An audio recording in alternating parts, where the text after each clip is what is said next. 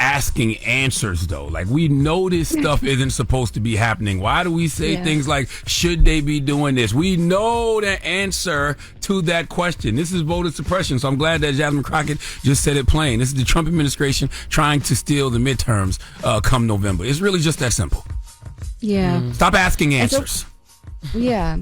And for now, the rules are blocked. So for right now, the rules are blocked for 14 days. So it will stay like this for 14 days. But another hearing is set for September 3rd to decide what happens next. So this is far from over. This back and forth. Like Jasmine said, more confusion on who gets a ballot, who doesn't get a ballot is kind of, what the end goal is here. And some new polls this morning for President Trump, and they are deep in the negative. So according to the Economist tracker of YouGov polling, Trump's overall job performance is negative 26. On inflation and prices, he's at negative 44. And that negative 44 is Trump's lowest rating on inflation and pricing this term. And that's a problem politically because prices are the number one issue for voters right now, more than the economy, healthcare, even immigration. Let's listen. I can get laid off tomorrow, then I'm pretty much homeless. Because, you can't save now. Every dollar you have has to go to gas, groceries, bills, rent. You can't afford to breathe at this point. Class is definitely being affected. Yeah. Low class might as well, crawl in a hole. And you know why? Now you know why they're trying to steal the election. Okay, now you know why they're trying to suppress the vote. And if you're a Trump supporter, don't act like your pocket's not feeling it either. Okay, meanwhile, the actual Trump's getting richer than they ever been. Mm-hmm. And with gas prices $4 a gallon and the growing trade fight in Canada, the pressure on prices just isn't going away. And of course, again, all of this coming as the midterms get closer. But meanwhile, the president is worried about his trade war with Canada and has now signed an executive order renaming Lake Ontario Lake America for official government use. Let's listen to that. We're going to be changing the name of Lake Ontario, effective immediately, to Lake America. That's going to take place right now as I sign the order. For what? Distraction from what's really happening. But there's, of course, the Lake Ontario is 52% in Ontario, in Canada. So Canada is basically saying, call it whatever you want. We're still going to call it Lake Ontario. Trump cannot force Canada to change the name, and private companies like the things that it will change on is like federal maps, government contracts, things like that. And if you're a private company like Google or Apple, they're not required to change the name based on this order, so it will still say Lake Ontario on things like that. Yeah, nobody cares. That lake probably like my name is George. Okay, my name was never Ontario. My name ain't America. My name is George. Okay, Right. Matter of fact, who told y'all to call me a lake? God damn. Not even that. Exactly. And really quick, lastly this morning, the Trump administration is planning to speed up deportation flights to Haiti from around once a month to once a week. So that could mean hundreds of more Haitians deported every month. And this comes after those protections that allow 300,000 Haitians to legally live and work in the U.S. Those have expired. But here's the controversy. Haiti is still extremely dangerous. The U.S. itself, they've issued a warning for Americans not to travel there because of crime, because of kidnapping, unrest, and limited health care. And human rights groups are also saying Haiti is not equipped to receive this many people, but the administration says deportations will continue. So that's where we are. Go sock passe to all my Haitian brothers and sisters, man. Yeah, very, very, very sad there. All right, y'all. Well, coming up at 7, if you've been on dating apps, you're going to want to hear this one. Authorities say a romance scheme costs women more than $1 million. And there may be more victims. So we're going to talk about that in the next hour. All right, it's time for Get It Off Your Chest, 1-800-585-1051. This is the part of the show where you can call us and tell us why you feel blessed about everything that's going on in your life. Or you can call us and tell us why you're stressed. All right, you can get it off your chest. So it's the world's most dangerous morning show. 1-800-555. Come on, that. say the number. I said it. Oh, you did? You wasn't listening. All right. Came in here high. You walked I'm up not them high. steps. You came in here high. You walked up them steps. You tired. You're not even knowing what's going on. I am tired, but I'm not high. Yes, you are. I can see it in your eyes. No, Stayed you up can't. late last night. Yes, Yeah, watching I was Power. up late, but I was not watching something from Power. It was something. Well, which one was it? It was Power. See what I'm saying? But I'm not high, yo. It's the Breakfast Club. This is your time to get it off your chest. Keep calling. 800-585-1051. We want to hear from you on the Breakfast Club. Good morning. Who's this? Yo, it's Sonny Francis. What's up? It's Charlotte. Yes, sir. How you doing, Sonny Francis? What's going on, my brother? Yeah, no, you held it down, man. You started the show by yourself. I was like, goddamn, that's old fools, you know. I know, right? That's old yeah, radio no. right there. Well, I mean, you know, I look or whatever and stuff. Not as good as you, but I mean, I'm Uncle Sonny, man. I'm about to be 51. You still? Shoot, I'm right behind you. I'm 40. How old am I now? I'm 48. 48. Yeah. No, I mean, you know, it's you get a half a century, bruh, and you know what I mean. All we know is hip hop and all that. But anyway, you guys hold it down, man, and we love you. And I don't know where the hell Andy's ass at, but I mean, tell him to get back to work. He's on vacation. He'll be back next week. He deserves it. Yeah, he wanted to squeeze in one last little summer vacation before school starts with the kids. Hell yeah! No, you got to do that. That's what's up. Right on, brother. Okay. Well, you guys keep doing it, man. You guys are rocking it out. I love you, Jess. Love you too. Everybody Thank loves you. all you guys. Appreciate you, Sonny. Thank you, my brother. Yep. Good morning. Who's this? It's D. Peace, D. How you doing, brother? What's up, D? I'm good. You? Blessed, black, and highly favored. How are you, sir? Man, I'm good. I'm on this road right now, bro. I just wanted to give Big Soldier, Big Draco, a hee-haw for jacking Charlotte's flow and saying that Drake jacked his flow. Which one was it? What song you talking about? I don't know what y'all being told. Charlotte got coke up in it, and that's what's happening. Yeah, I thought he said Drake stole his flow. But I thought Soulja was paying homage to Shorty Low. You know what I'm saying? Like, I didn't take it as he was. Okay, so Drake paying homage to him. I was going to say that's all Drake guy say. But we know that. We know Drake is Soulja Boy's son. But don't call him out. They gonna call him out to get a hee-haw. Oh, okay. I thought it was historically known that Drake is Soulja Boy's son. Soulja Boy is the father to a lot of them young men. Yo, please. Don't play with you, big Soulja. Hey, salute to all three of y'all, man. Yes, sir. Appreciate you, brother. Good morning. Who's this? Yo, Charlamagne and God, what's up? My name's Jeff-D. I'm calling from Orlando, Florida. Today's my birthday. Hey, What's happy going born on? day. Happy born day, King. How old did you turn today? I'm 39 years old, man. You're a young man. Young man. Yes, sir. Yes, Happy sir. birthday. Yes, sir. Happy birthday. You can still do 2 rounds. Oh. You 39. You're not one and done yet. Yeah. Well, hey, I definitely can make it happen. You know what I mean? Right. Enjoy it while you can, sir. It'll be over by 44, 45. 44, 45, you'll be one hit quitter out here. One hit quitter. Unless I don't turn your age, right? Huh? He said unless he don't turn your age. I don't know what that means. I don't either. Happy birthday. Charlamagne. Yes, come sir. on. Charlamagne, Top Arce. Shout out to all my goals, my boule. And I just want to know that I'm a big follower since 2015. I've been listening to you since 2015, Charlamagne. Hey, we appreciate you. Club. I was just saying. Yes, sir. And Charlamagne. Yes, sir. Can I get a care package? Can I get your book?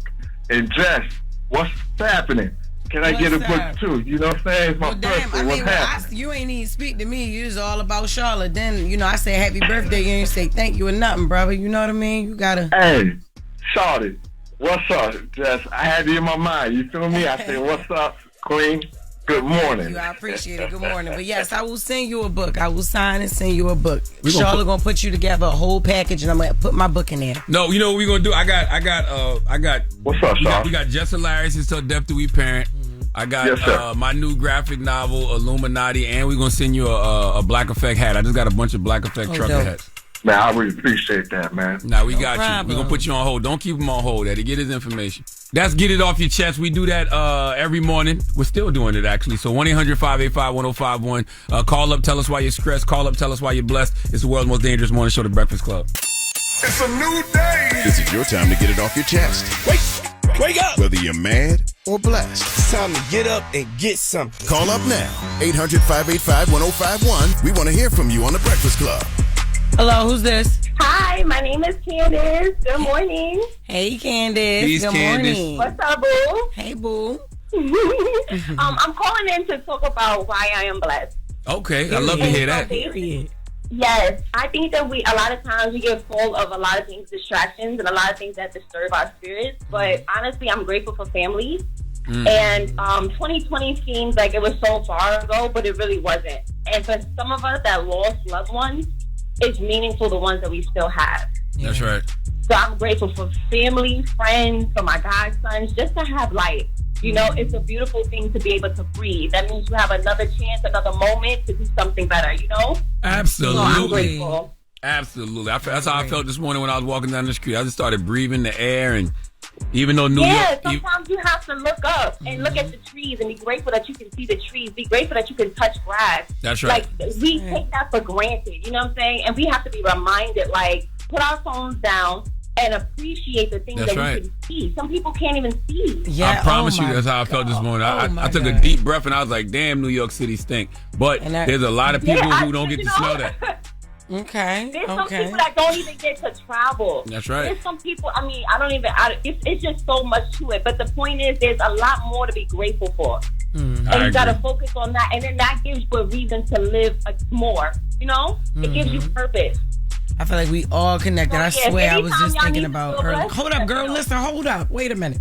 So earlier this week, I was just thinking about that, right? Because I was running, right? And I was like, thank God for my legs, because a lot of people don't have them. Oh, and I just saw that Instagram video with all them people doing that little TikTok dance and they ain't have legs. Oh my God, no. Oh, the one I sent you? Yeah. Oh. You're a clown, yo. Why are you even saying that? Because it's true. Exactly. Right now, we're being grateful for the toes that we got. Okay? You know what I mean? Just like the things that we use every day that you don't even realize that you really, really need until they gone. You know what I mean? So I just thank God for all my limbs, all 5 of my senses, just the things that we just, take for granted sometimes. I'm right there with you. Absolutely. Yeah. Well, thank you for calling. Thank y'all for this opportunity. Yes. We appreciate that energy. Absolutely. Good morning. Who's this? Hey, Charlamagne. This is Amy from Springfield, Ohio. Peace, Amy. Hey, Amy. From Springfield. How are you?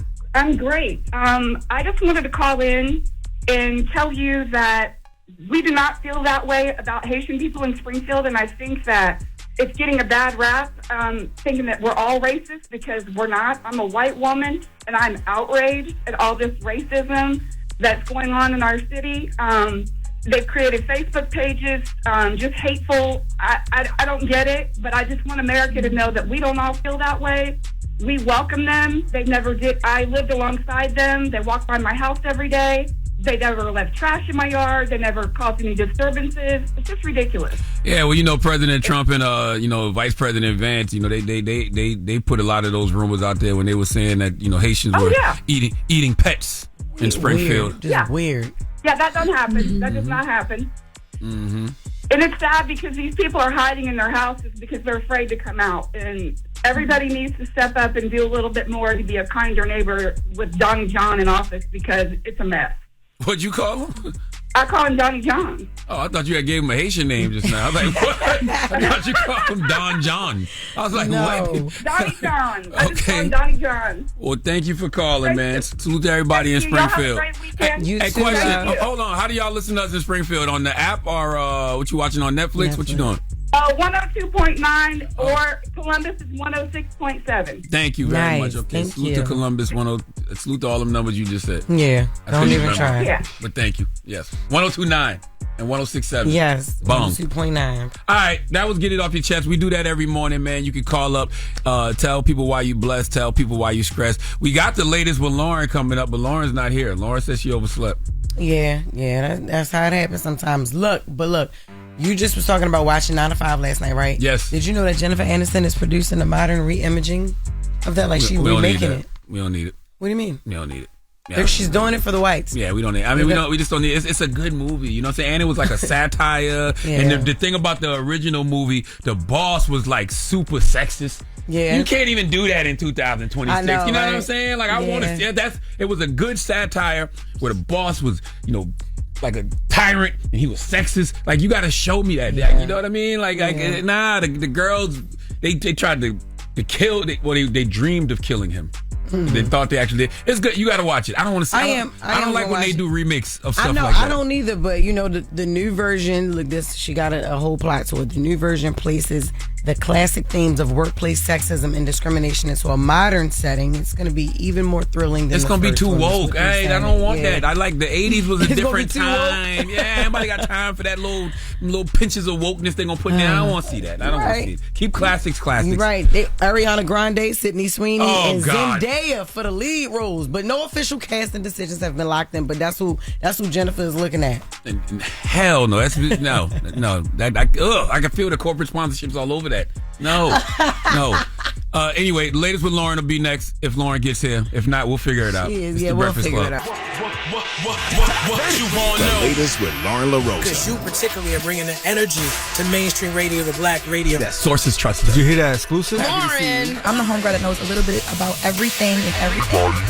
She be having the latest on things. You ask the questions that need to be answered. On the Breakfast Club. If little brown girls look at you and go, I want to be like you. LL Cool, baby. Talk to me. Good morning, guys. Good morning. Yes, okay. I get skinny fat. Skinny fat people piss me off. Just means she out of shape. First of all, I parked illegally. I ran down the block, ran up the stairs, and then ran all the way down the hallway to get here. So your car about to get towed? It's going to get a ticket. The guy is watching it. I'll be back down to tend to it. I got it. All right, y'all. So let's get into the latest. So we've been talking a lot about Young Miami and the Spin That record. She finally dropped the remix, and there's two. We got a surprise. There's an international remix. There's a U.S. remix. Now, on that remix, we said Lil Baby and Kodak Black would be doing the feature verses. It is here. Let's take a listen to Lil Baby on Spin That. I ain't gonna lie, he sound good. I mean, Baby slide. Sound regular as hell to me. Yeah, I mean, he sound good on it. Like, you know, sound regular, his voice tone is regular, but you know what I mean? I don't know. That it ain't 93. Like it's a song fit for him. That's like 91. What's regular gas? 91? 92? 89. 89. That's 89. Oh my God. Yeah. 89. He slid on it. I mean, I'm not saying like, oh, this is crazy, wow, you know, oh my God, but like he slid on it. It's cool. Well, let's take a listen to Kodak Black, who also has a verse on the record as well. I'm a Yak fan. I'm biased. You know what I mean? That's 89, 90 octane. Yeah. Hearing that on the I mean, I guess we're on the radio, but hearing that on the radio with the earphones and all that, Kodak's part hit a little harder than the first time I heard it this morning. I love Yak. Yeah, Young Miami added a verse to it as well. Y'all want to hear her? Y'all want to go to the international version? I want to hear the international. Let's say All right, so there's an international version that she dropped as well with Shinsia, Davido, Vibes Cartel on it as well. Let's take a listen to Shinsia on the song. Where my Nigerian sky was oh wow. Every currency in cash. One man on the Hawaiian spend. Oh my God. Oh my God. It's not a stereotype if it's true, goddammit. Yeah. Okay. Yeah. Neither one of these remixes. Yeah, I ain't gonna hold you. No, let me hear DeVito. We're vibes. Like we ain't got that. No, we only had the Shinsia part of it, but they're there. It sounds like a joke, to be honest with you. Sounds like a joke. Yeah, listen. Like a parody. When I hear both these remixes, the first thing I think is Spin That didn't need a remix. Yeah, nah. And if we were going to do a remix, you know what the remix should have been? It should have been women-centered. And this is when we should have heard JT and Young Lotto, JT.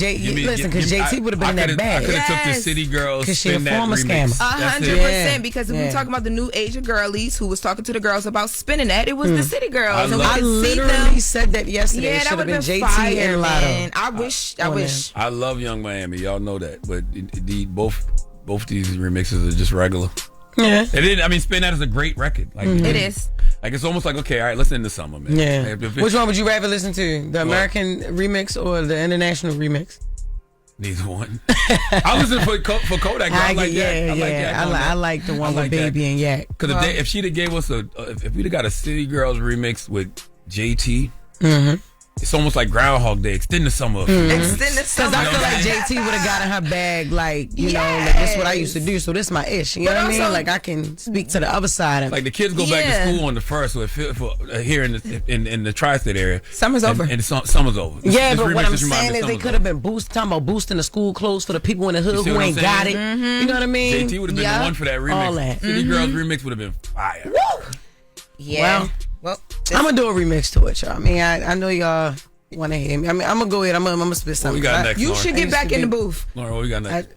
Coming up next, speaking of artists and spinning that, Chris Brown. So remember we talked about the fact that he lost that lawsuit to the woman who alleges that there was a dog that attacked her on his property, right? Yes, great segue, Lauren. Yes. So now that $13 million that she was awarded by a judge is saying that they are not going to give Chris Brown any extra time before he has to turn over all of his financial records in order for her to collect this money. Now, remember, she was asking for money. She wanted to know what's going on with the tour and see if she can get paid from the tour that he's currently on with Usher.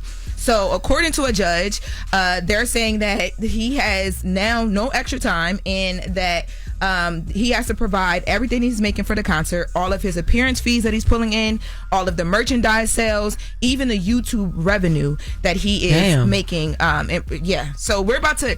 The reason why this is kind of crazy is because not only are we about to know what he's making on the concert, but all of those things that I just mentioned, we're about to get numbers for that because it's going to come out in docs, and the outlets have been covering this case filing by filing, so we're going to know all of his financial business until that woman is paid. But why is she able to do that? Why is she able to clock every single type of... Well, when you win something like this and you're saying, I need to get this money, her team is like, well, we want to see where all the money is being made because we want to know where we're going to get from. But if I'm giving you $13 million, it don't matter where it's coming from. I'm giving it to you. Like, or is he trying to appeal? Like, he trying not to give it a 13? Remember, we talked about that. We talked about the fact that he's saying that it didn't go the way that it was supposed to go. That the jury was, a little bit tainted because of the Rihanna stuff and the jury that was on the internet, and that it just the amount of money wasn't right. Nothing to do with nothing. Like that is ridiculous to hold any situation Chris Brown has been in to this case. Like, he didn't do that to that woman. That dog did. Right. And I'm not saying she don't deserve bread. You know what I mean? But like $13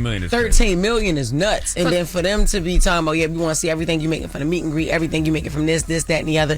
Like, yo, that's a lot. Yeah, if I was Chris Brown, I'll bite that dog. I ain't even gonna tell you no lie. Bite I would that be dog? so mad. Hey, there's no way that dog could still live with me after this. Top dog. I doubt that dog is still living Damn with him. right. Like, because he was already saying that it was a member of his security team's and dog. That's I his doubt baby. Yeah, you gotta put that dog down. The dog cost you $13 million. There's no way that this dog is still living with him. But he gonna work that off.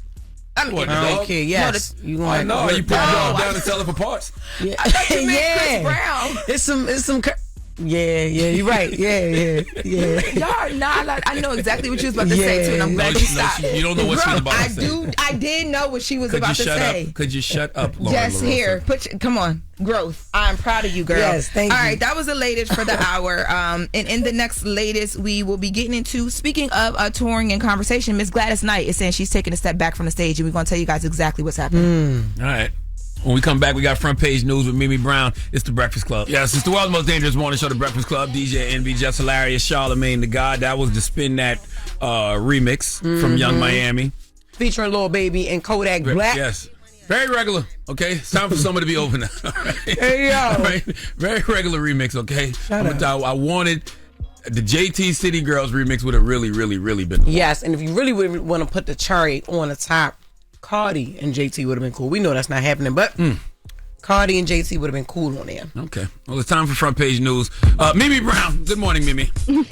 Good morning, Shar. Good morning, Jess. How y'all doing this morning? Blessed, black, and highly favored. Good. Okay, so we start this hour with a warning for anyone swiping for love. So federal prosecutors say one man allegedly built an entire fake NFL lifestyle to scam women he met on dating apps. 35-year-old Dejan Love is accused of convincing women he was a wealthy San Francisco 49ers player. What'd you say, Jess? I know his ass black. Dejan Love. Dejan Love. Baby. And prosecutors say he committed to the role. I'm saying 49ers gear, football training videos, McLarens, Lamborghinis, and claims that he was worth tens of millions of dollars. They say he often posted these "How did I get there" videos to his Instagram profile. Let's listen. I think we have a little bit of it. Shout out to I get a lot of fans who want to know how football works or how I got involved in the league and stuff like that. I know it's difficult now since switching teams and stuff like that. I went undrafted into the NFL. I had a few tryouts that I killed before I got into the league. So what I'm going to do is I am going to post when I was on the 49ers and I ended up getting My bad. I'm in my new McLaren, and it's just real touch and go. Well, that's what women get for not knowing a damn thing about sports or Google. Exactly. That's why the hell wouldn't you Google that? Man, why shout would you out Google to that? No, but he made fake Google pages, y'all. I'm telling you, he was slick with it. And this just wasn't online. They said that he allegedly met and dated some women in real life. Prosecutors say he convinced them that the relationships were serious. He talked about building a future with them. And then he would introduce them to his financial advisor, who was 18-year-old Taylor Chin, who prosecutors say was also in on the scheme. He would help encourage the women to invest in completely fake investments. Prosecutors say at least 26 women allegedly lost a combined $1.3 million. And once a woman ran out of money or they started asking too many questions, prosecutors say he would block them. The FBI, though, they arrested both suspects this week after they were planning to meet new victims. They arrested them at an Idaho airport. And so they believe that there could be more women out there. They say if you recognize him or you hear this story, they say do not be embarrassed. Send them a tip line or call the 1-800-FBI number to report. And ain't no way you can mix that big ass head. His head big like that? Head big as hell. Put the picture back up there on Netflix. Let me see. On Netflix. I ain't see him. Look at his damn head. He look like he scam people. Scamming ass nigga. I can write scamming ass nigga on that forehead. Oh, and you'll still have some more room. In capitals. Crazy. With a period. That's the shit. And look, and what you say his accomplice name was Chin, Mr. Chin? His accomplice, his name was Taylor Chan. And I know he Asian. Yes, Taylor Chan. I already know. Where's his picture? We ain't got his picture? I don't think we have his picture. Put them we got side by side so we can call that movie Scam Hour. Okay. Right. Exactly. Okay. Oh, what? An Asian and a black too. Scam out. Crazy. Damn, yo. Yes, so there you have that. Apparently, they are both arrested, and they were in court earlier this week, and I believe they have some other court dates coming up. Shouldn't those victims have some type of accountability, though? I mean, goddamn. You got to use Google or something. Like, you don't just take somebody's word and be like, yeah, they played in the NFL, they're a former wide receiver. You can look those kind of things up. So why am I giving you money if you had this big luxury? Like, didn't you say he was on in Ferraris and Maybachs and all that? You got all that going on? Why am I sending you money? I went down his Instagram. It's a whole thing. He was really selling it. Selling it. I'm not even gonna lie, but you're right. Wow. People, they should have looked it up. You could see if he didn't say he was drafted. He said he walked onto the team. He had a lie for everything. I was all in it. And it's interesting that that other players, nobody just. That didn't come across nobody's algorithm on social media. That they be like, "Boy, you ain't never played for no 49ers." Exactly. He had behind the scenes. He had workout videos. I don't know where he was. Y'all gotta look. I'm gonna send you his Instagram. It's crazy. Maybe he had some connection. You can get away with something like this in 2026 with all the, things available to you to look. You could ask chat, who is this person? Yeah, or maybe he have some type of connection to the team. Was he somebody's friend that played for the 49ers? Probably. Was he a little weed handler or something? Who knows? Water he could have boy. been. He could have been, and that's how he was able to make those videos from behind the scenes. But listen, he was getting a certain type of woman. It's a certain type of woman that don't do research, because like a woman like me or a woman like Loren, a woman like yourself, Mimi. He couldn't have got over on us. You know what I mean? But these are like gullible ass women that he's getting. That want to believe the dream. Exactly. Yes. Who got money. Yeah, you 5'4", 275. Yeah. Exactly. Damn. But, oh well. Exactly. And also, before we go, you guys, I wanted to tell you about a new feature that Uber is rolling out this week, especially as people kids get ready to go back to school. So this is especially for parents. If you ever have to put your teenager in an Uber alone and it makes you nervous, Uber wants to do something that's giving you a little bit more peace of mind. They are rolling out a new safety feature that lets parents watch their teens ride live from their phone. So if your child is using an Uber Teen account, once the ride starts, you'll get a notification. You can tap it. You can watch the live video from the driver's phone showing both your teen and the driver inside the car. They'll let you know. It'll let them also know that you're watching. So both the driver and your teen are notified when you turn on the live stream. Good. Uber, they said that hopefully that this will give parents another layer of safety as more teens use rideshare to get to school, to practice, or after school activities, all on their own. I love that. Another app that you can get is Life 360 to keep up with your kids, any part of your family, anybody. Like, you can link as many family members to it as you want. You can see when their phone dying, see how fast they going in the car. You can see like all of that stuff that you just said. Now, obviously, there's no live video, no live feed, but you can keep track of your family members, you know, your kids, especially your kids through the app Life 360. I've been using Life 360 for a long time. Yeah. Yeah, same. Love Life 360. All right, y'all. Well, that is your front page news.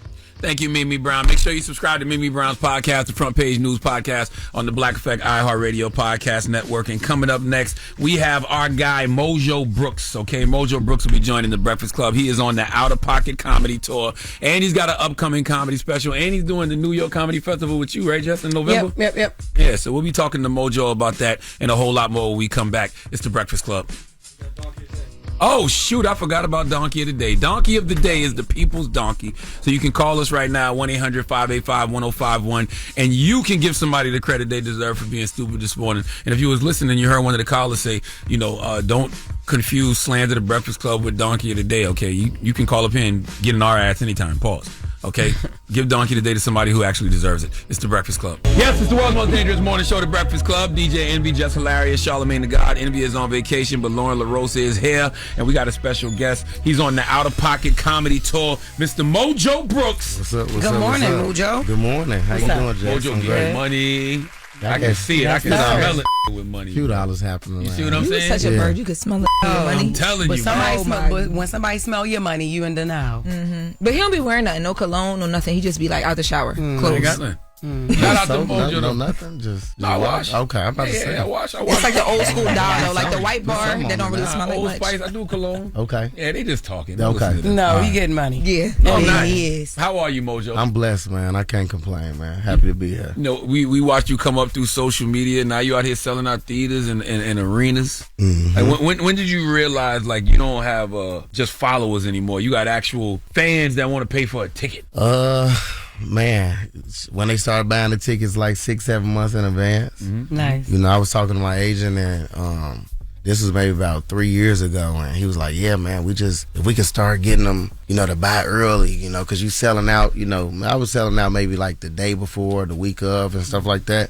And he was like, yeah, we can get them to sell out. I was like, man, black people they ain't doing unless you Chris Brown or Usher, they ain't doing, because we don't know what we're going to be doing 6 months from now. That's right. So I think it was like last year, like we kind of started seeing like shows, you know, selling out 4 or 5 months in advance, and then this year when we put the tour on sale in May, the whole thing went. Yeah, no, that's when I knew like that it was the demand was like we don't want to miss them, so we're gonna get the tickets now, like that. And then when they started reselling my tickets for like $2,000, then. What did you understand about turning that social media attention into an actual audience? Because I think a lot of influencers don't understand that. You got people with 5 million followers who can't sell 500 or nothing. Yeah, I think that just comes with what your actual show is. Because I think, you know, a lot of people blew up on social media, and when it was time for them to get into the clubs and stuff like that, they just weren't ready. They kind of got thrown into it, so they were learning on the go. And, you know, my process has just been a little bit slower than that, so you know, when I started doing the skits in 2014, maybe like 6 months later, like I jumped on the stage and I just kept doing it and kept doing it. And then my rise on social media was it was like a slow, gradual one. So by the time that I finally popped, I had already been doing a stand-up, so I was ready. So when I was coming out, I was already looking, you know, polished, like because I had been doing it for a while, but like nobody knew that. Like even now, I was talking to Godfrey a couple days ago, and he's like, oh man, I thought you've been doing this like 4 or 5 years, and I've been doing it 12. But nobody knew that because of how slow, you know, it just took time. And I'm grateful for that because I'm ready now, and I'm putting on a show that, you know, people are enjoying, and you know, I got people who may come see me in one city and they come to another city, you know what I'm saying, to see the show. And you know, because every show is different, you know, as far as, you know, the crowd work and stuff that I'm doing. But you know, even the material, you know, that's why I'm here now. Kevin Hart invited me out for the week to kind of, you know, take me to these comedy clubs here in New York and show me like how they used to, you know, build this, you know, how they used to build the set back then when, you know, when they were coming up and stuff like that. So that's dope. So yeah, I want you to talk about that week. Yeah, I want to talk about that level of mentorship because Kev could be doing a million things. He can call anybody. He reached out and said, "Yo, just." He said, "Come to New." He had shot the movie 72 Hours, and he called me, and we kind of talking about the movie, and he was like, "I'm about to shoot another special next month at home in Chicago." And he was like, Mojo, I just came and seen you in April. You got a whole nother hour ready? I'm like, yeah, it's ready. I said, I've been working on it.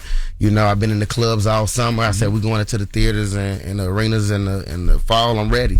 And he was like, you've been working out. Well, like, where you been working out at? I was like, well, I've been doing the clubs, and I've just been working on my material in the clubs.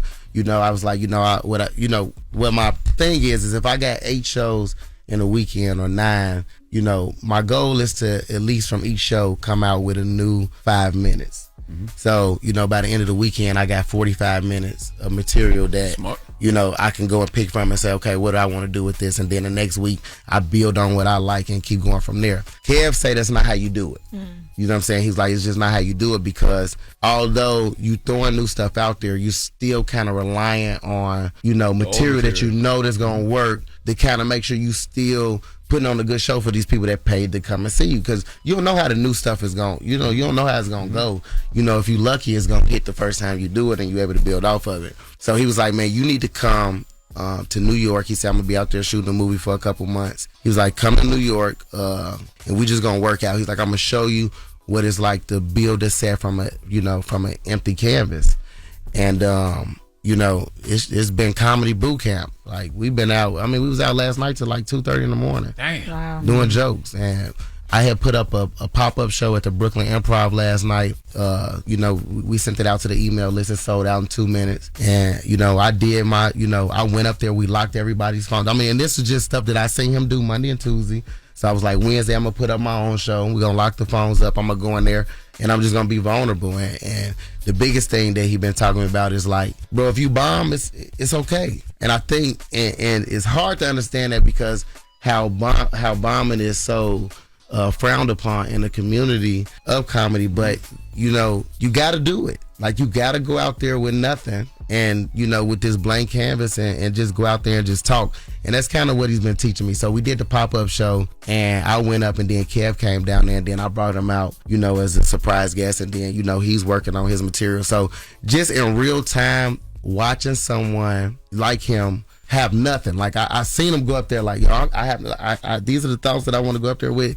He was like, I'm gonna build off of that. But to watch him, build this stuff out, like from Monday to yesterday, he already ready. If it was up to me and what I say, hey, you ready? Yeah, I don't got to say nothing else. Like you ready right now. But I told him I'll come back in a couple weeks, and he was like, when you come back in a couple weeks, all of this is gonna be different. He was like, I'm gonna twist it around. I'm gonna do this. He was like, I'm gonna do this joke every single possible way to get the best version of it. So being able to see that stuff up close and when I was coming up, I didn't see any of it. Anything that I learned, it was on my own. So I didn't see that. So to see him doing it is like, it's just you watching the master at work, and Kevin is my idol. I'll tell you one thing, that says a lot about you though. You busy. You know what I'm saying? You got a life. I just did 9 shows in Miami, Thursday to Sunday. And they came in. And then I came straight here. Wow. So, I'm very passionate about it, and, and he knows that, what I'm saying? Me and him, we had conversations about, where I want my career to go, what I want my career to look like. A lot of stuff that I'm doing right now, we haven't seen a comedian do since him. You know what I'm saying? An arena since him. In this space, nobody's done it since him. Wow. So, like even a lot of the stuff I'm doing at the clubs, I did a Miami Improv and I broke the record for the most, shows in the weekend. These shows were selling out 2-3 minutes. The club we ain't seen nothing like this since 2016.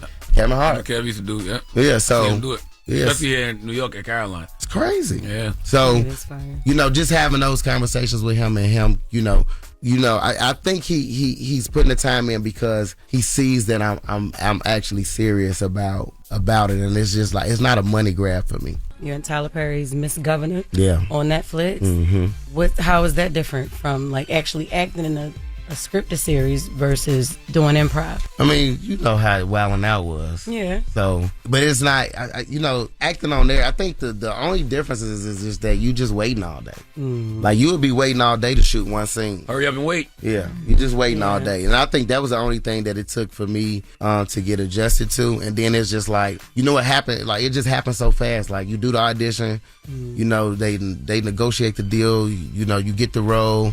And now, you're getting fitted and, you trying to learn the script. And, I didn't even meet Tyler Perry. Like, I was just about to ask you. I hadn't even met him yet. Like Still now? No, he just texted me. He wanted me to call. I think he got something else for me. I'm going to call him as soon as I leave. He just texted you. But he, no, I hadn't met him yet. Like, he wasn't on any of the readings, that we had did on Zoom. And my first scene, he's directing it. I can just hear his voice. You know what I'm saying? We standing behind his wall, and I can hear his voice, and it's Was it his voice or my dad's voice? No, it was Tyler Perry. Okay. Oh, so like literally you hear it. I can hear him directing the scene before me. Okay, gotcha. And the scene he was directing, it was a guy there, and he was kind of like struggling with the lines or whatever.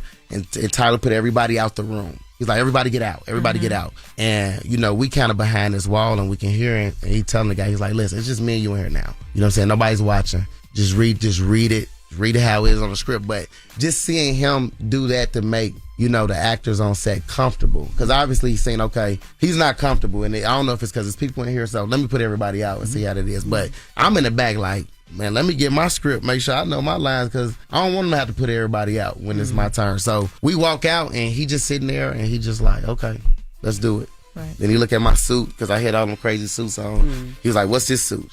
He looks good in it. He's supposed to look crazy.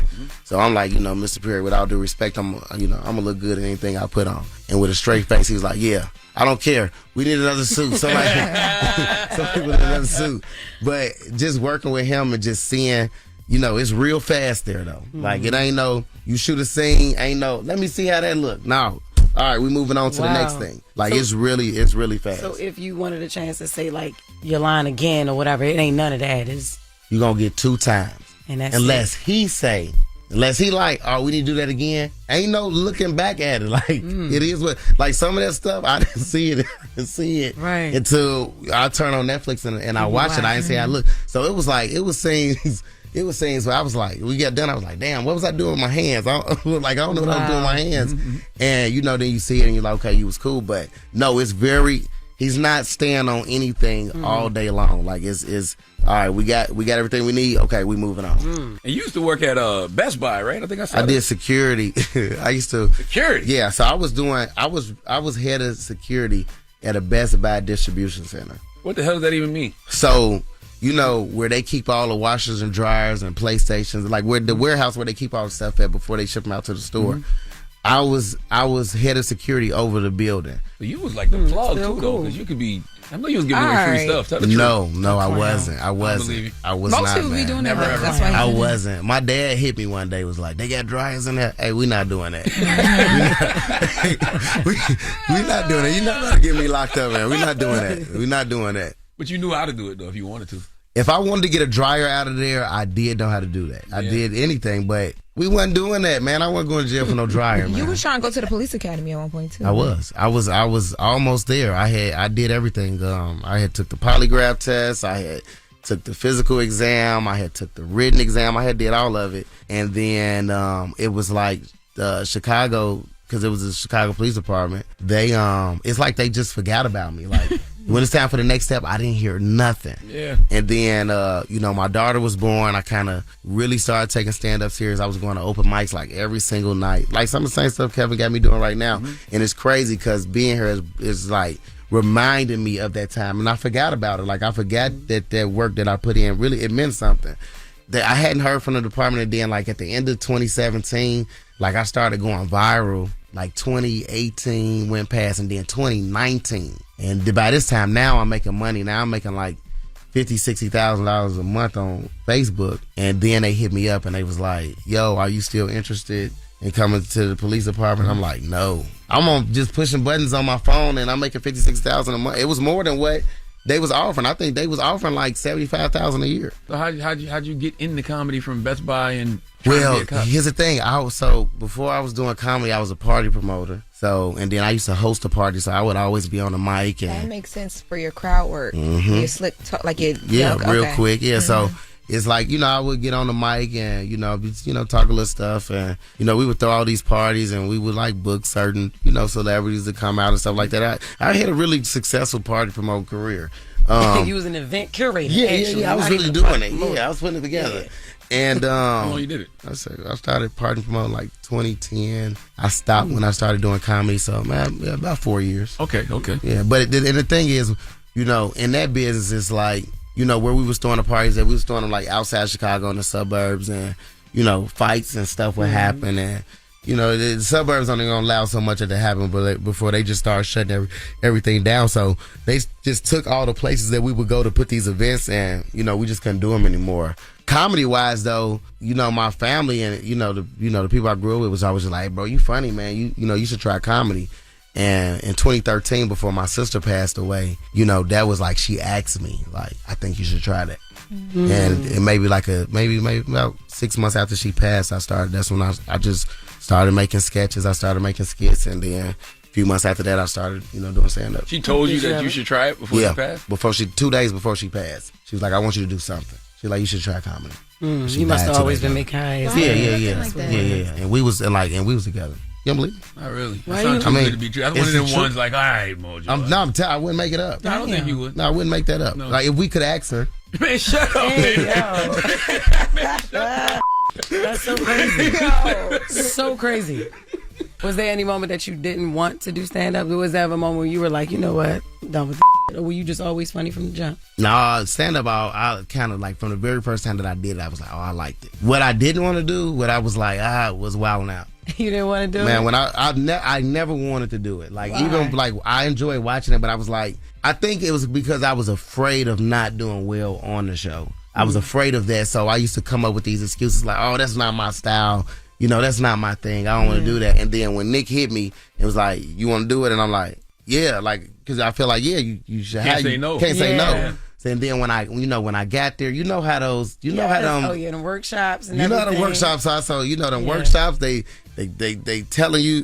They will hate you. Oh my God. All of them, and it's crazy. I didn't know there was workshops behind. Oh yeah. I think they just freestyle. They got to teach you the games. And I thought that they worked on that, like you work on it with your team. You work on it with your team. I didn't know that they actually coach you. To get on the show, to get on the show, you got to go through the workshops of them showing you the games, how the games work, helping you understand. Also understand that you're performing on television. It's a lot, and it ain't and now it ain't nice. Yeah, but it didn't look like it wasn't your thing though.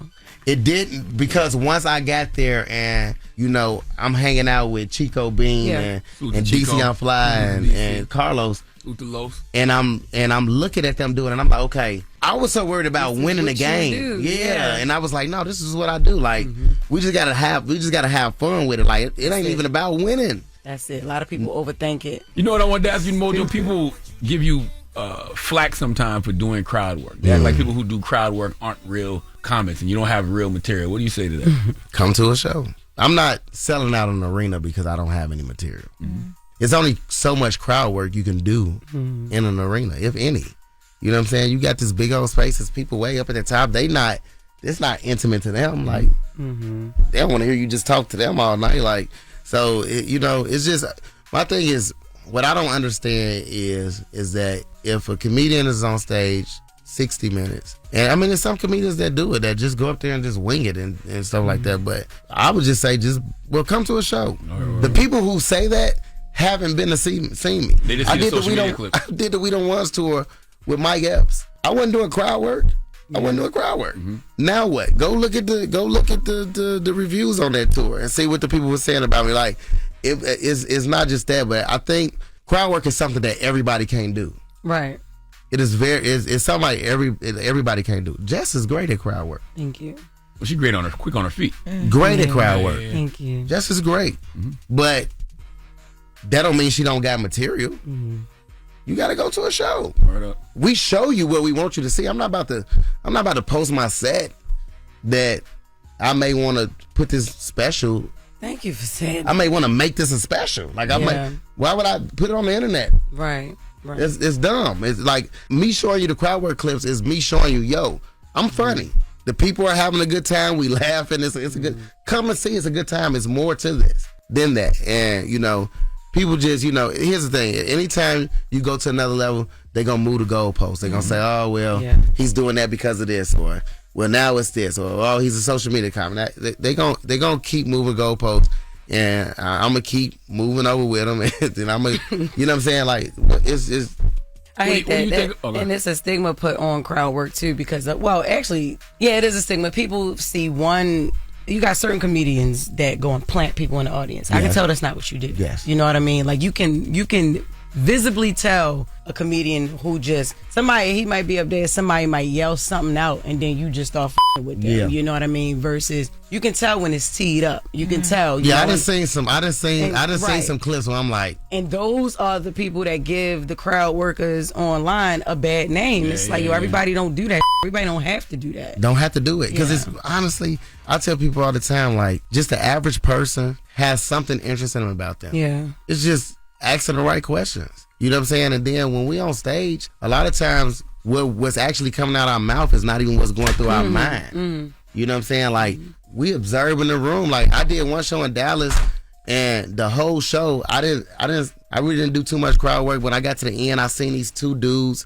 maybe 5 rows back, and I just noticed all night long. Like I'm like, it's something about these two guys. Like yes. But one of the guys was like, he wasn't, he was trying to make it look like they was two homeboys kicking it, but the other dude was like, no. His energy was like, we on a date. We go together. So I had to ask, what y'all got going on? You know what I'm saying? Because I didn't observe this all night long.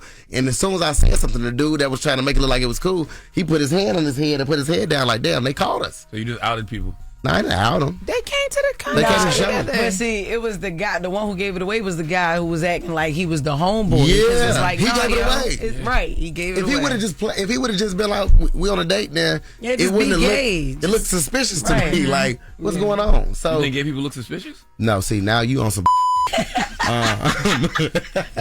You on some other now. Stop playing. I don't think they look suspicious. No, I'm saying the interaction, it was more so like he wasn't fully comfortable with being out with being out, and there was a lot of people around. And there was a lot of people around. And he had a comedian's show who's known for doing crowd work, so he like, man, this about to straight as I can. Yeah. So did they kiss by the end of the thing? I don't know what they did when they left. Okay, you know what I'm saying? I'm talking about when you finished like roasting. I didn't request that. I didn't request them to kiss. Why are you sitting here trying to get to what they did? Blame him right now because he got trust issues. Yeah. So now he don't believe they gay unless they kiss. Like I'm not. I don't need to see it. He's also a little fluid too, so okay. Make sure you're accepting of the community. That's what he's trying to make sure of. So wait, you don't? You don't accept the community? No, I'm not fluid. I'm not gay. You're not gay? Okay. Yeah. So I'm about to say. I don't accept being gay. Okay. Yeah. You don't accept it? I don't accept being called gay because I'm not gay. That would be wrong. Why would I pretend? Yeah. You know wait, who? No. Why would I pretend? I laughed maybe for like 2 days when Dame Dash, when he was, I think he called you gay and he was like, I'm not. He was like, you are. Like the you are. The you are was like, he had evidence. Like he knew. He knew. You are. Like I've been in his or something. Like he's something. No, for real. Like when you say that you are. I'm just saying. That's what I'm saying. When you say you are that, when you have that type of conviction, I'm like, well, goddamn, dude. Man. When he said it, I was like, "Yo," I'm like, down. "He knows something." You are. I'm like, "He knows something." I say, Charlamagne been keeping it quiet on the creek. You know what I'm saying? Did you see him when we did the TikTok with Saucy? No. Did you see him? Did you see him? Baby? Ain't see that. Happy. Charlamagne been keeping it quiet on the creek. just full of joy on the creek. He was. Bro, and you look like. Yo, it's crazy how you like to make fun of gay people. I don't like to make fun of gay people. My thing is this, is that, love who you want to love and be with who you want to be with. I got a niece that's a lesbian. an idiot, yo. He really is. Hey, I support the community. I love when people see their careers flash before their eyes and they think they do. Like, what the He ain't never have a problem with gay people. Never had a problem. And Charlamagne, this is he do, y'all. Mojo, you sold out for months though already, right? So yeah. You know, no tickets available. Is it like an email distribution list that some people get on to man, find listen, out? right now, even in New York, I got 15,000 people on the wait list to see me right here. Wow, that's amazing. And I got 2 shows sold out already at the Beacon Theater November the 15th for the New York Comedy Festival. Oh, dope. That's what's up. I'm headlining a New York Comedy Festival as well. So that's dope. We coming to check you out somewhere. Where else? You said the Beacon Theater. Where else? November 15th. Yeah, that's the same day you there, Jess? Yeah, but I'm there the 14th and the 15th, so you can still see both of us. All right. Okay. You don't got nothing else to do, man. No. Mojo, pleasure, brother. Give me I appreciate social y'all media having me. stuff. Mojo Brookzz with 2 Z's, MojoBrookzz. And your website? MojoBrookzz.com. Mojo Brookzz. I'm so it's the proud Breakfast of you. Club. Appreciate y'all, man. Salute to Mojo Brookzz for joining us, man. Make sure you check out Mojo Brookzz on his Out of Pocket comedy tour, and he'll be with Jess Hilarious for the New York Comedy Festival. Salute to Caroline. No, he'll be by himself. He has his own show on the 15th. I'm headlining a total different. I thought y'all had y'all own. I thought y'all had a show together too. No, we don't. I'm headlining. You got he's 2 shows, headlining his right? own show. Yeah, I have 4 shows actually. Oh, okay. November 14th and 15th, and I think he's just the 15th or something like that. But he's. I just mean y'all doing it all together, like the weekend. Oh, the New York Comedy Festival. Yeah. Oh, well, it's a lot of comedy. It's a lot of comics. I don't even really care. Yeah, I know you don't. We got the latest. So don't Lauren play coming. with me. Lauren be coming with straight facts. She gets them from somebody that knows somebody. She gets the details. I'm the homegirl that knows a little bit about everything. She be having the latest on you. The latest with Loren LoRosa. Sometimes you have facts, sometimes you have details, sometimes you have a little bit of everything. Well, it's the latest. Brought to you by Top Dog Law on the Breakfast Club. Talk to me. Top Dog Law. Yes, guys. Good morning. So we have an update or an announcement from Miss Gladys Knight. After 75 years of captivating audiences all over the world, Miss Gladys Knight has decided to take a step back a bit from the stage. So she released a statement saying that she'll be easing into fewer performances while transitioning into the next stage of her career and her life. She says she's going to be spending more time on projects with her husband, who is also her manager, and visiting her grandbabies, and she's looking forward to this new era. She says that she'd like to take a moment in advance to thank all of her fans who over the last 3/4 of a century who have made a little girl's dream come true and have supported her every step of the way. She says she's immensely grateful to all of the fans and sends her eternal love back to you, to us, or to you guys, and that she hopes to see their smiling faces out and about on the road. And she says, God bless, and she'll see us soon. Now, this comes about after she had a few shows. She's been on a solo tour. She also did some dates with Smokey Robinson, and then remember, she was also on the tour with Miss Patti LaBelle and Shaka Khan. Now, there was a show that went viral from her in Detroit where she was on the stage. She comes out and she has backup singers that like sing with her. And at one point her back was like completely to the stage and they're like trying to turn her around. She's like waving them off like she don't want to be turned around. And fans got concerned. There were fans who were openly expressing their concern online and talking about how some of them actually left because they didn't want to see her that way. Wow. They didn't want to see her perform like that. So her husband, also gave a statement prior to her statement and basically said that, it is what it is at this point. Like, she has some good days, she has some bad days. She is getting older, but she wants to sing. He says no one's ever going to make him say that his wife is well, but all she wants to do is sing. He says that she has not been diagnosed with dementia because a lot of people are wondering if that's what it is.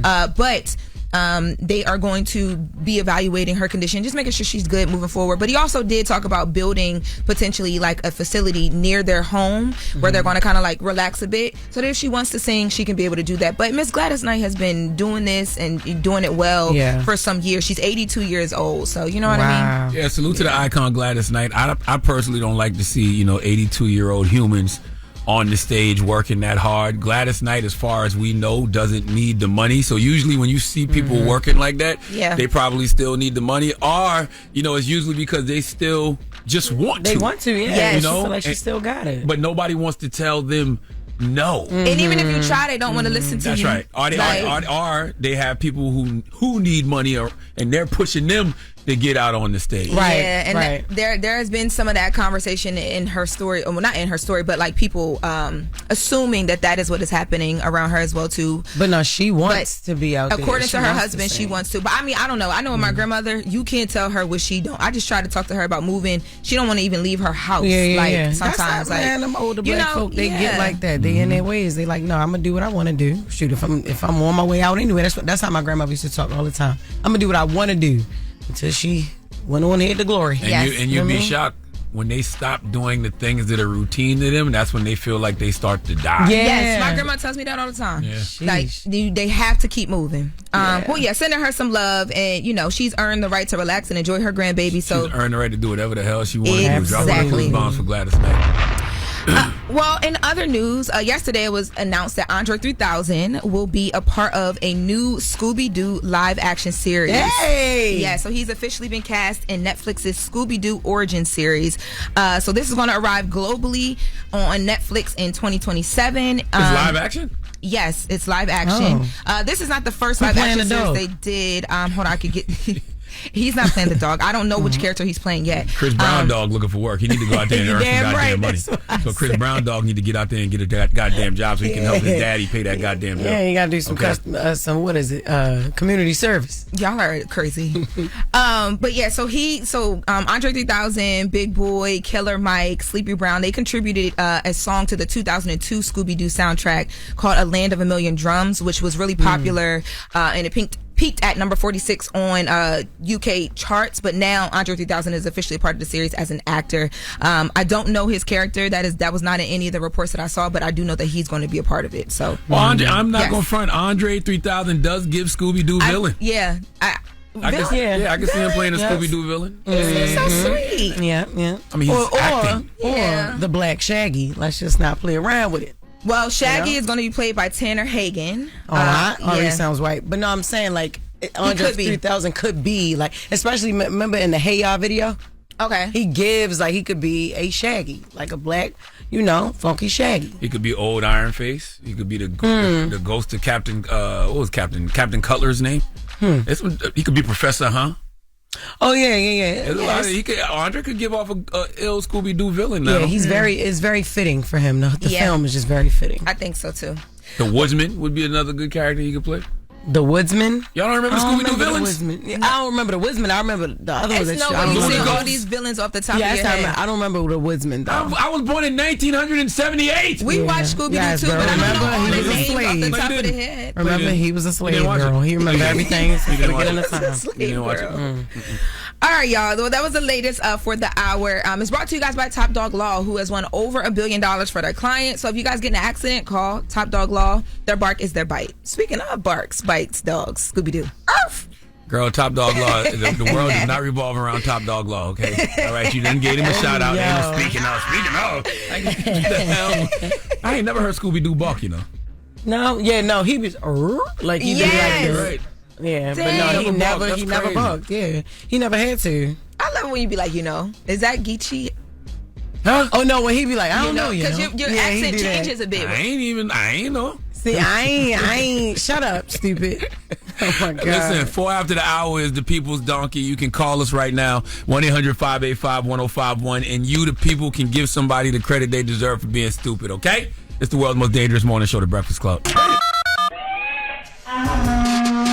It's your time to nominate a donkey of your own. Remember now, it's how they choose.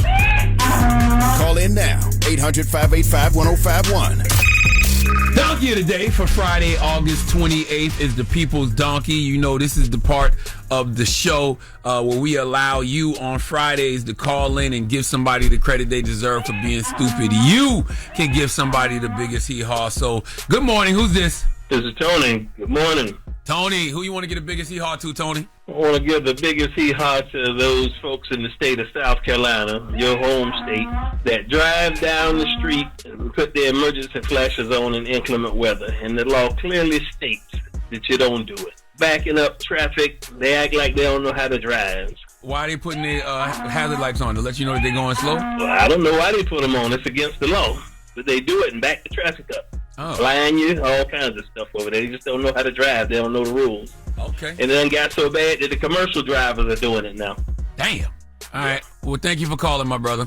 Good morning. Who's this? Good morning. This Will from D.C. Will from D.C. Who you want to get the biggest hee-haw to, Will? Man, Donald Trump and the United States Postal Service. Talk to me. So basically, I don't know if you guys heard that Donald Trump wants to privatize the Postal Service. Yeah. So the Postal Service is against being privatized because you know that we have like layoff protection. Yes, sir. So also I'm a shop steward. So we had a meeting on Tuesday, and the post office basically told us on Tuesday that they're not going to give us any type of new contract, which is going to affect our benefits and affect our raises basically until Donald Trump is out of office because they're not sure if they're going to get government funding. So possibly we're not going to get a raise or any new benefits, no new contract for the next 2.5 years until Donald Trump is out of office. Meanwhile, you got to sit back watching the president of the United States of America and his family get fat while you starve. Basically, yeah. That's all. While we out here in the rain, sleet, and snow delivering mail or dealing with customers at the front window, whatever the case is, whatever your job is in the Postal Service, we got to sit back and suffer while he sit back collecting the check and living a great life. That is hard. I really want to talk to the people who voted for Donald Trump because they thought he was going to make the economy better. They can't be continuing to lie to themselves at this point. There's just no way. Yeah, exactly, yeah. Well, thank you for calling, my brother. Good morning. Who's this? Hey, this is Kevin Hart. Charlamagne, the real Kevin Hart. Well, the real Kevin Hart his picture is on our door, sir. The Kevin Hart that I know. But how old are you?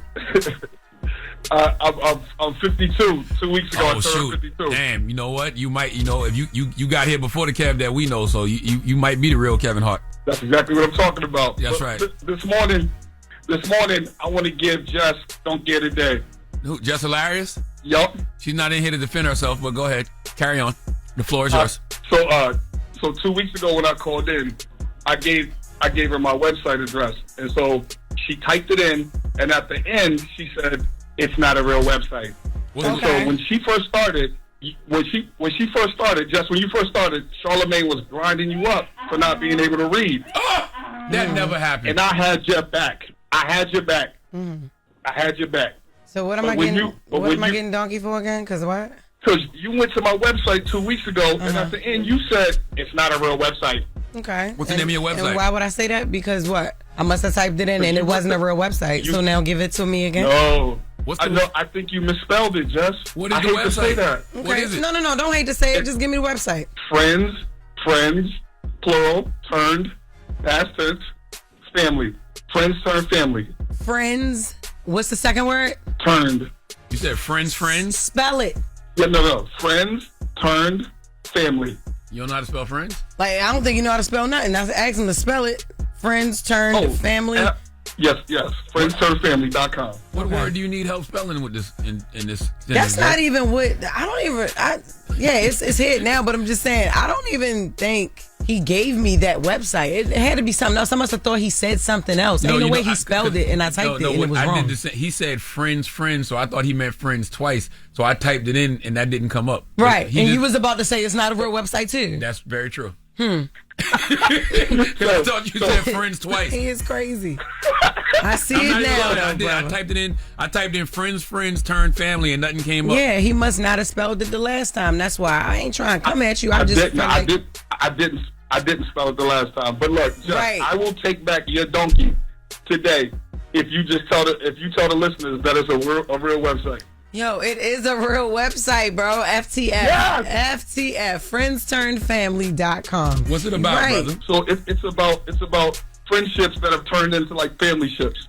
I love it. So if you go to the website, you look at the tab WTF. What the F is WFTF? Yes, sir. Yep, FTF. You can see and then scroll down. That's me. I'm the real Kevin Hart.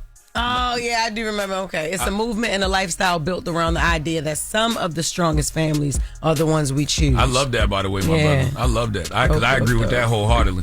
I like the hats. Now, I like the merch. merch. It's fire. Can I get y'all some merch? I'll send it up, brother. I see the hoodies with the FTF on it. Yeah, I like the hats, too. Fire. Okay. Let me know how to get it to you. We're gonna put you on hold, and Eddie, our producer, he gonna get your address. And I'm sorry, Kevin. I didn't. Nah, you all good. And remember, Jess, I'm a Morgan State alum. Morgan State, stand up. I remember the real Kevin Hart, Morgan State alum, man. I'm sorry. You're right. FTF. All good. I appreciate y'all. Thank you, Kev. Appreciate you. Good morning. Who's this? He's ready to knock my head off. Good morning to you, beautiful people. This is Michelle and Chris again. Hey, Michelle. Good morning, Michelle. And my son is going to give the honors. Again, I pray to God. Go ahead, baby. Tell him who you're giving donkey to. Who you want to get the biggest donkey to? Boy, Cool Chris. What's up, Cool I'm Chris? about to give the donkey today to my favorite coach at Kent State High School, Coach D.P. Davenport. What does your coach do to you that you're giving him donkey today? We've had our little rivalry since 8th grade. It's been ups, some downs, but frankly, it's just a personal vendetta with the beard. Like, does he wash it? Like, it really doesn't look like it. Oh, you told him his beard stink? Oh. Mm-hmm. Oh, man. Yeah, that'll set somebody up. Yeah. You tell somebody their beard stink. Okay, this is going to be a lot. But Charlamagne and Jess and Envy, I want to personally thank all of you. Thank you. We called in about a week ago, and you brought us lunch. And after buying us lunch, a lot of the autistic moms and just the autistic family came together, and they did their thing for us. And I just want to give a very special thank you to all of you that gave to Diva of Design. I am a teacher at Kip Inspire Academy, so everything that I received went back into my classroom. Mm-hmm. And I would love for you guys to check me out on social media. My whole theme this year is Pandora, and I see them and they belong. And I teach 6th through 8th grade. And these kids are doing amazing things. I do dub myself as a dopest art teacher at Kip St. Louis. Nice. But please come check us out. And also to you, Charlamagne, we have a breakfast club at our school for the young men that just need that extra push. Uh-huh. It's headed up by Coach Dean Dockett. And he would just love for you to send a video message or anything that you can. But he's been doing this for some years for these young men, and it's just taken off. Like, everything about them is excellent. And I really stand, it's because of you guys and what the work that you guys do. You guys have your boots on the ground, and just everything that you're doing for our community. We need that so much right now. And Jess, I need to definitely give you some love, girl, because these young ladies have a force to look at and understand what excellence looks like, what a phenomenal woman looks like, what laughter looks like, and what keeping it cute looks like. So thank you. Yes, ma'am. Thank you, babe. Can we, I want to send a video in. Can I sponsor breakfast for that group one day, too? Oh, that's dope. Jesus Damn, Christ, Red. Ask for her to call back. That was crazy. Please call back. I would like to send a video to y'all, and I would like to sponsor breakfast for that group. Please call back. That was Donkey of the Day, the People's Donkey. We do that every Friday. 1-800-585-1051. What do you do as a gym teacher when one of your autistic kids give you Donkey of the Day, yo? You can't do nothing. Nothing. You got to just walk. You better not do nothing. That's right. Do a goddamn thing. All right. When we come back, Fat Joe will be joining us, man. He's got a new album out called Organized Rhyme. So we're going to get some of those songs on and talk to Fat Joe. It's The Breakfast Club. Yes, it's the world's most dangerous morning show, The Breakfast Club. DJ Envy, Jess Hilarious, Charlamagne the God. Envy is on vacation, but Loren LoRosa is here, LL Cool Bay. And we got a special guest in the building, the icon living, Fat Joe. Yes, sir. He came bearing gifts, the new Terror Squad Air Force. Period. Listen, I told you, I said like this. My uncle, my favorite uncle, would always come and give me a quarter every time. So I was excited to see my uncle. So when I come on your show, I got to come bearing gifts. You know what I'm saying? You know, it just happened to be some fly shit.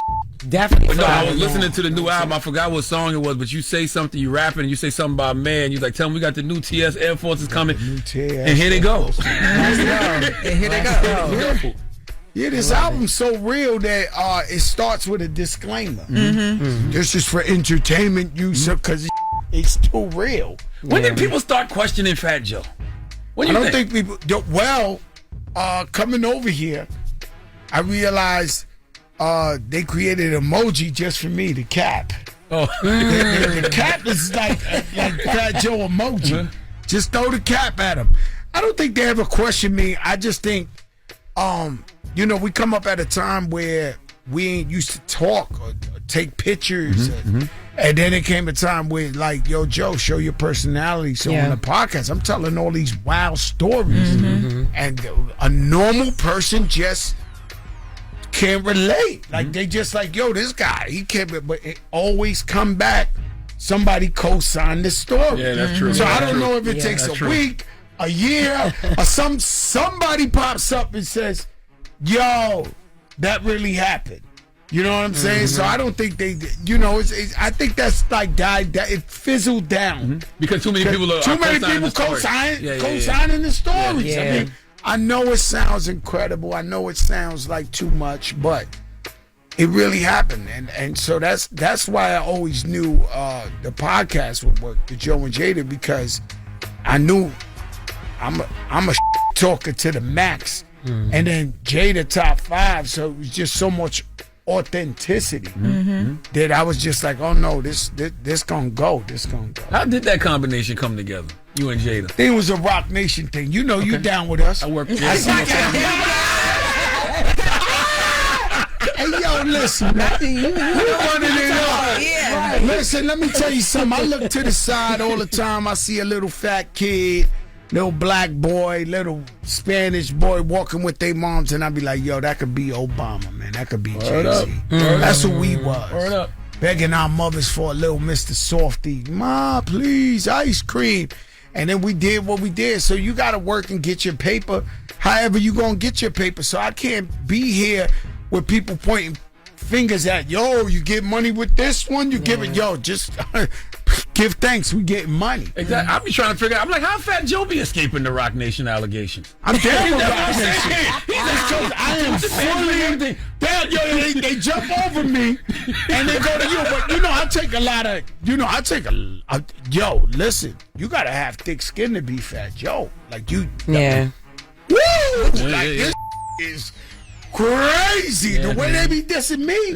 But they about the stories, but not about Rock Nation stuff. No, just about everything. If I put up Twitter, they'll be like, this fat, his mother's a lesbian, his father, like, this is Oh my God. Know the world. I guess y'all don't look at y'all stuff because y'all definitely get something. Oh, no. They be dragging. I got 27 people. I got to be the stuff that Charlamagne Not like say. I used to. I used to be, man, shooting But they used back. to be, you used to shoot back? You already know. But now I just don't because I'm like, everything don't require I response. also think that what I have learned, so you talking about to a guy that was pre-social. So I had to adjust. A lot of guys from my age group don't even know how to go with that because they old school. So they're like, yo, where you at? I'm pulling up, shoot up the block. Yo, this, that. And they don't know these guys are just... And then then I realized after maybe like 10 of those that I responded to nobody people and they come back. You believe he responded to me? That's the literally. That's the reaction. Yeah. Yo, let's talk tonight. Fat Joe responded. I said, no, I said you're nobody one time on the thing, and they make a whole chapter. Trilogy 24. Fat Joe responded, and I'm like, yo, you know what? Sometimes it's hard. Sometimes it's a real show out here. Hip hop. Word up. Holy I keep hearing you say that on the pod. I want you to elaborate. Like what? It's a show going on out here with everything. Like, 1 minute, we love Lil Durk. The next minute, we think he's snitching. The Tupac trial got me sick. Because everybody's a rat. So I'm sitting here like... Yo, look, I'm too old school. I'm too based off morals and all that. I'm looking at this trial. The guy on trial's a rat.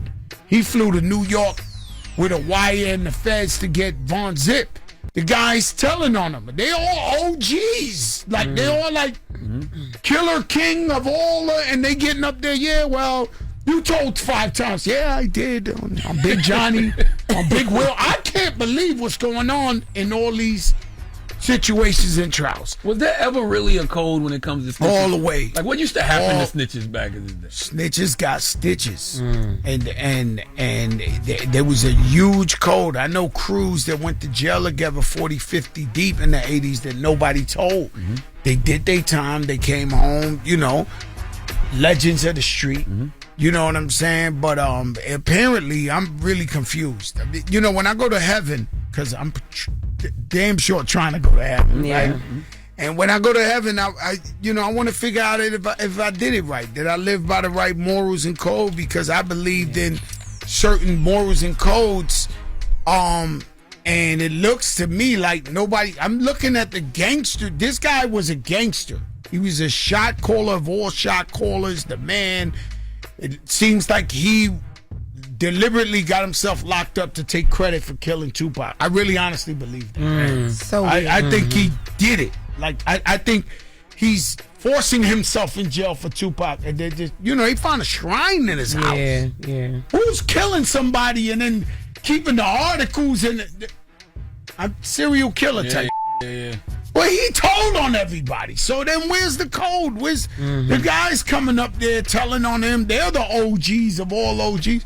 Is that, I might be confused on this game of life. You know, I was with I was with Erica Ford the other day, and she was telling a story about you, Tupac, Biggie. Was that a park or something? Queens, she threw it like a peace day. Yeah, and we was out there. You know what I'm saying? Erica Ford was really, really tight with Tupac. Tupac was really from the city and in the city.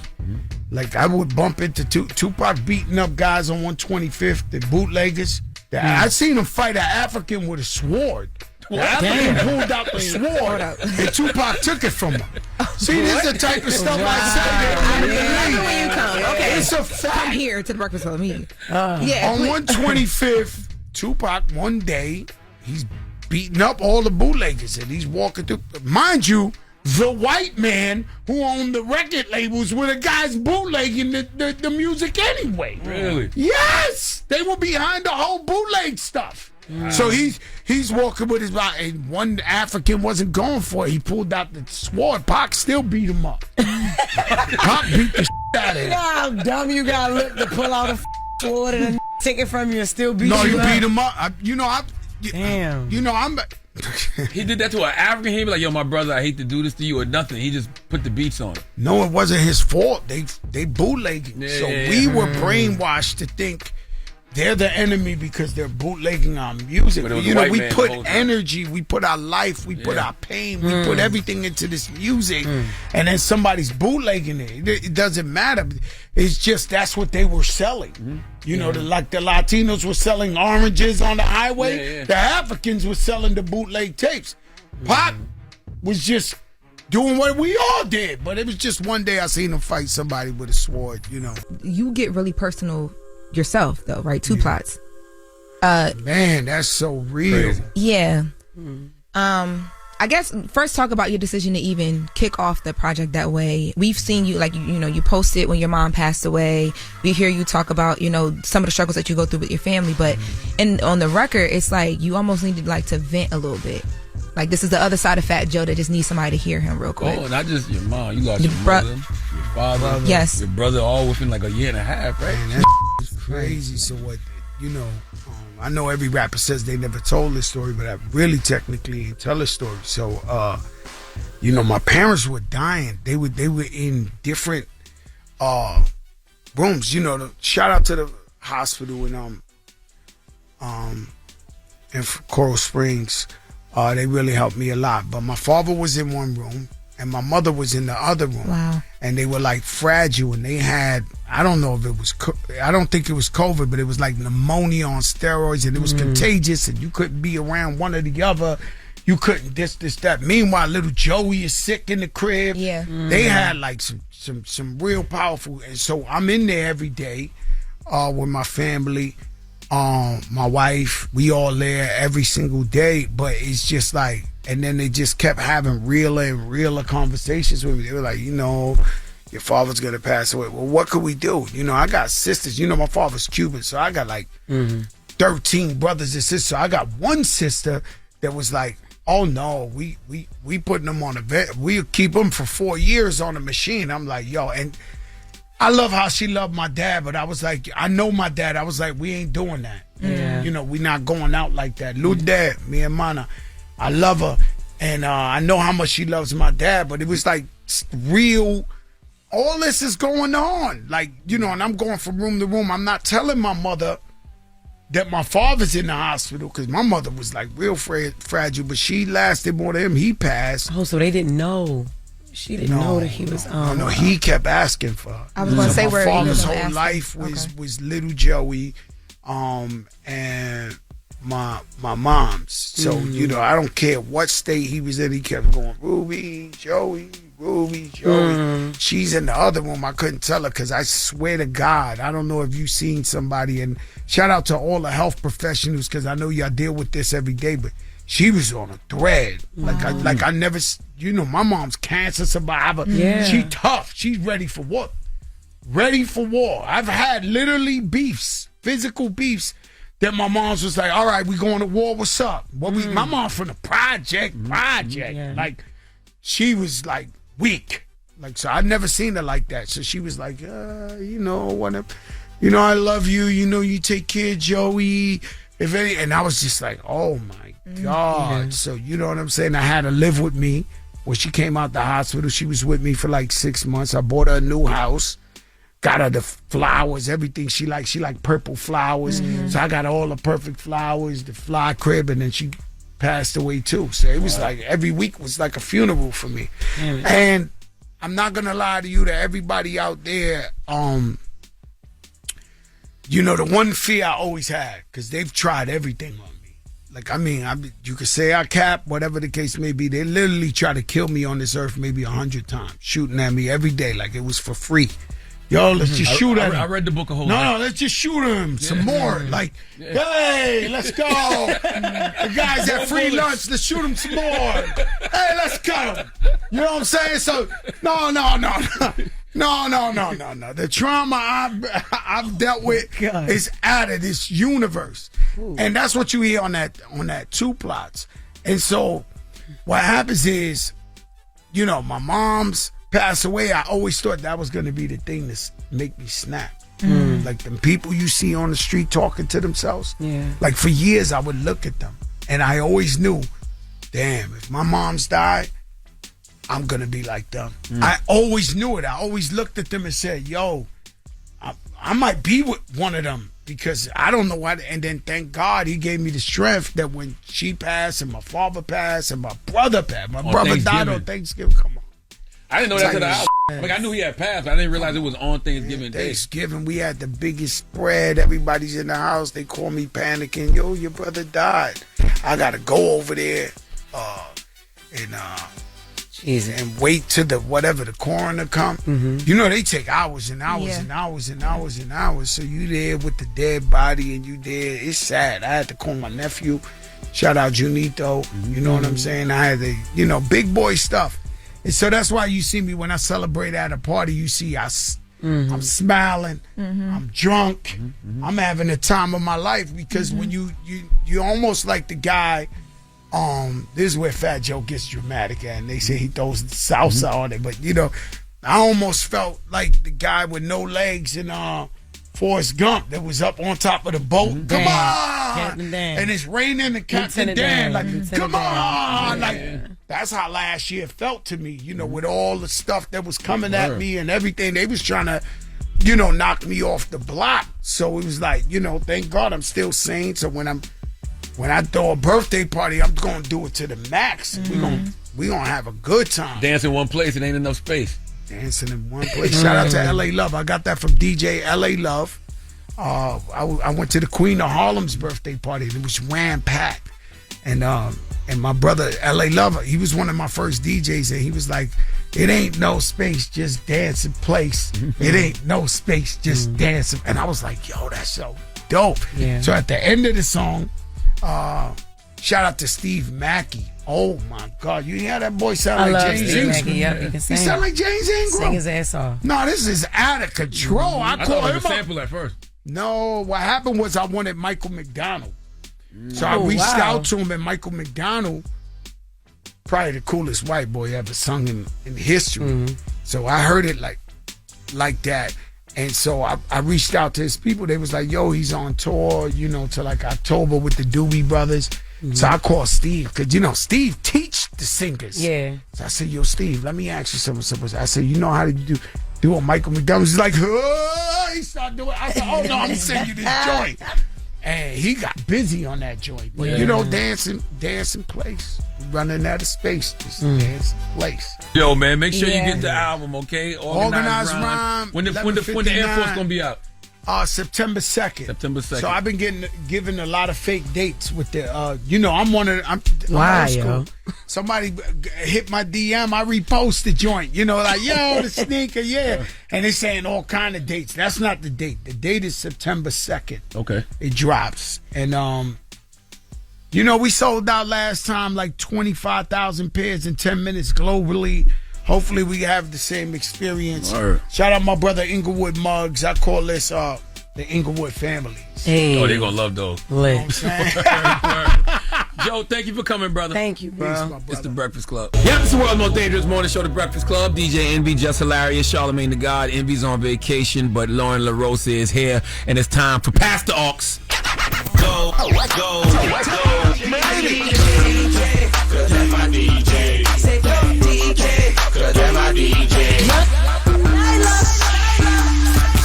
Yeah, DJ, come spin, now come spin.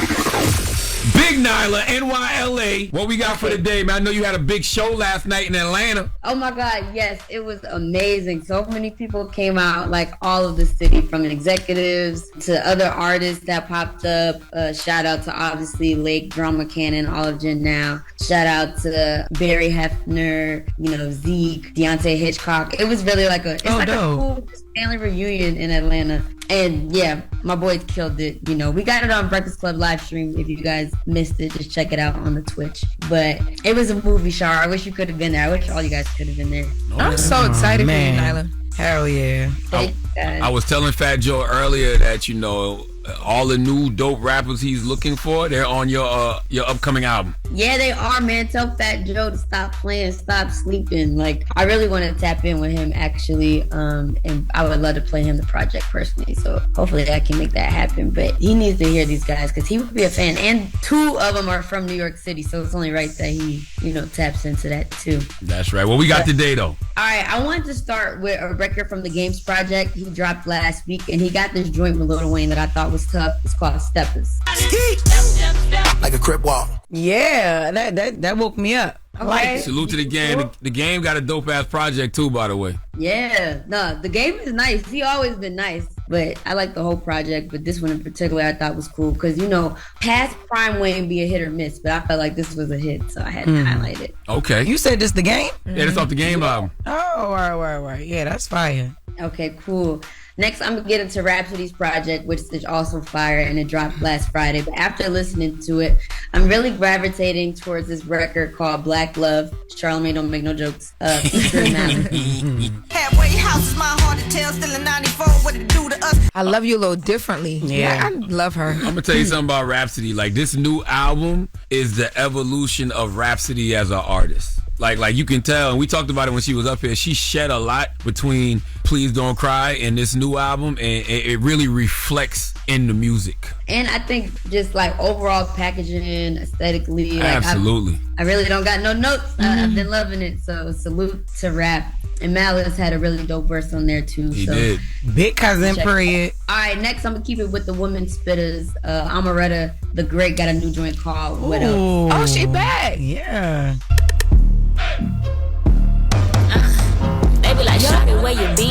Get to the money with us. And I'm stepping when I get to stepping. You know how I'm coming with. Hey, I want to come yes. on, brother. And that's her. That's the hook. That's my girl. No, it sounds like she rapping. Why she don't put more music up? She took a break for a second. I don't know what happened. I know. Following her story on Love and Hip Hop, she had like she was on Love and Hip Hop. Yeah, she did Love and Hip Hop Atlanta. I think she did like a season or 2 or something like that. It was quick. Yeah, she did. Yep, it was quick. She did like a season or 2. She would pop in and pop out, but I know it was like some stuff like with her family she was going through. Where hopefully all of that is resolved. But I know that may be the reason why she took it. She was just trying to get everything together with her family, her mom, sisters, and all that. You tough. She been fire. She is. I always thought that she was the female version of Lil Baby. That's how she was spit when he first came out. She was spitting.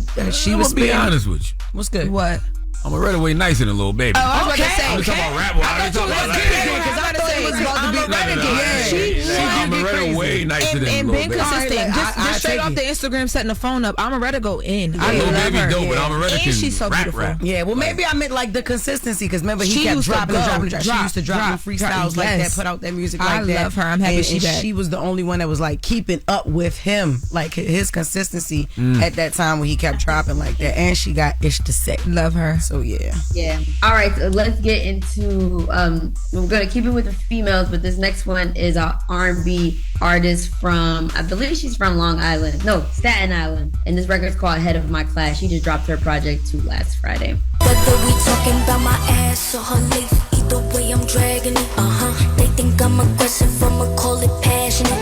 Yeah, I like it. I like her tone. Yeah, I do. I mean, I like the music. I like the instrumental. I mean, I like her too, but I think the music makes her voice too. It complements her. You know what I mean? Complements her voice. No, Abby's dope, and she's really popping it. Ladies, if you're in the mood to pop it, I think you should put on Abby's project. What does popping it mean?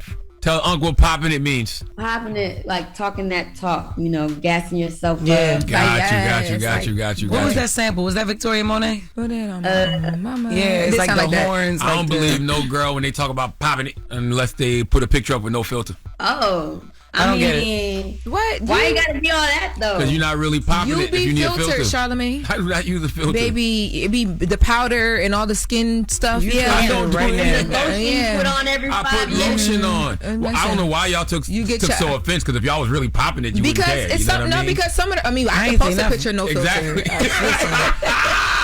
I could go live, no filter, still look good. But there are some girlies that do the filters, and and they be cosmetically challenged. A little enhancement. They about to shame me in a filter. Remember that time when Envy was on Zoom and he put that damn filter on? He had them fake ass eyebrows on. And, looking dumb as hell. Yes, he was like, my daughter did not. Your daughter got her own laptop. You're lying. Period. It's stupid. Well, if y'all like those records, make sure you follow me at Nyla Symone, NYLA SYMONEE.